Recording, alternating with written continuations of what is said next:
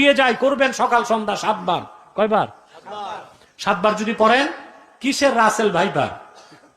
বাঘও তো কাছে আসবে না যদি ইয়াকিন ঠিক থাকে। আমলগুলো করবেন হাদিস শরীফে পুরাটা এসেছে, পুরাটা করবেন। আমার সাথে পড়েন, ফাইন তামান্নাউ ফাকুল হাসবিয়াল্লাহু লা ইলাহা ইল্লাহু আলাইহি তাওয়াক্কালতু ওয়া হুয়া রাব্বুল আরশিল আযীম। সকালে 7 বার, সন্ধ্যায় 7 বার, 24 ঘন্টার জন্য আল্লাহর রহমতের চাদরে আপনি লেমিনেটেড হয়ে যাবেন। বলেন সুবহানাল্লাহ।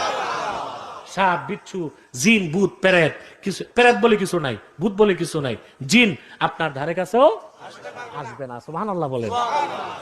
আর সাপের কামড় থেকে বাঁচার জন্য একটা আমালে কোরআনি আমল হচ্ছে, আপনি 7 বার পড়বেন। খেত খামারে গেলেই তো কামড়ায় বেশি নাকি? সালামুন কাওলাম মির রাব্বির রহিম, সালামুন আলা নূহিন ফিল আলামিন। ওযু করে 7 বার পরে ধান কাটতে যাবেন।